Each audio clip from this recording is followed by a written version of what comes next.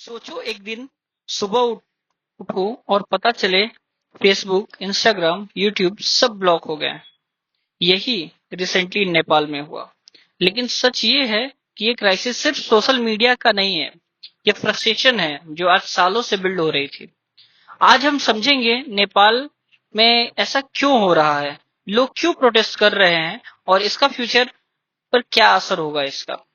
सो कुछ दिन पहले नेपाली गवर्नमेंट ने सब बड़े सोशल मीडिया ऐप जैसे फेसबुक, इंस्टाग्राम सभी पर बैन लगा दिया, क्योंकि वो एक नए लॉ के अंडर रजिस्टर होने से मना कर रहे थे। गवर्नमेंट ने बोला फेक अकाउंट्स और मिस इन्फॉर्मेशन रोकने के लिए बैन जरूरी था।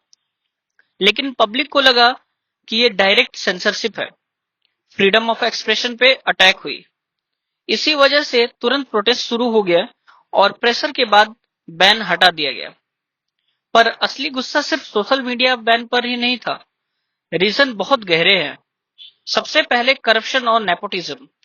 पॉलिटिशियन के बच्चे लग्जरी लाइफ में रहते हैं, जबकि आम लोग की जिंदगी बहुत ही स्ट्रगल वाली है। दूसरा, अनएम्प्लॉयमेंट और अनइक्वालिटी।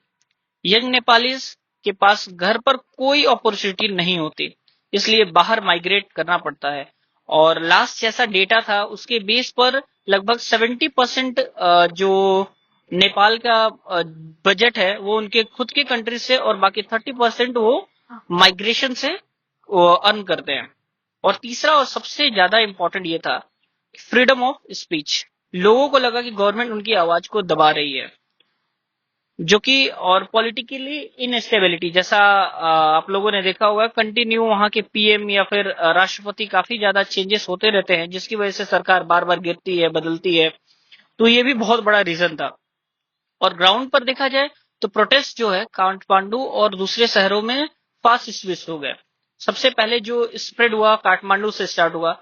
सड़कों पर मोस्टली यूथ आया, जिनको जेनजी कहे, और ये पूरे मूवमेंट को उन्होंने जेनजी का ही मूवमेंट बोल रहे हैं। पुलिस ने टीयर गैस, वाटर कैनन्स और रबर बुलेट्स तक यूज किए। काफी लोग इंजर्ड हुए, कुछ की जान भी गई। अप्रोक्स 34 के आसपास की अभी तक डेथ हो चुकी है। गुस्से में प्रोटेस्टर ने पार्लियामेंट बिल्डिंग और लग्जरी होटल्स को टारगेट किया, जो पॉलिटिकल एलाइट के सिंबल थे। प्रेशर इतना ज्यादा बढ़ गया कि पीएम केपी शर्मा ओली को रिजाइन करना पड़ा एटलीस्ट। एंड सबसे बड़ा इम्पैक्ट क्या हुआ, सोशल मीडिया बैन तो अब खत्म हो गया है, लेकिन ट्रस्ट टूट चुका है।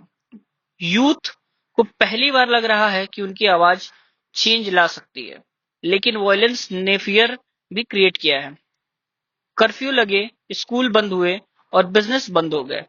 इंडिया और चाइना भी क्लोजली देख रहा है, क्योंकि नेपाल की इंस्टेबिलिटी रीजन को डायरेक्टली अफेक्ट करती है। बिकॉज इंडिया और चाइना बोथ शेयर करते हैं बॉर्डर्स, तो ये बहुत ही इंपॉर्टेंट है इंडिया के लिए भी और चाइना के लिए भी, कि वो इस जो भी गवर्नमेंट का फॉर्म हो उस पर वो अपनी नजर बैठा के रखे।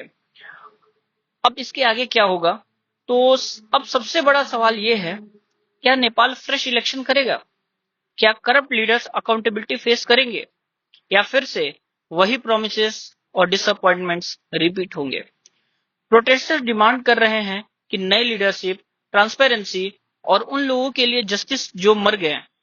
कुछ लोग ये भी कह रहे हैं कि उन्हें शहीद का दर्जा दिया जाए। जो भी होगा उस पर नेपाल का अगला फ्यूचर डिपेंड करेगा।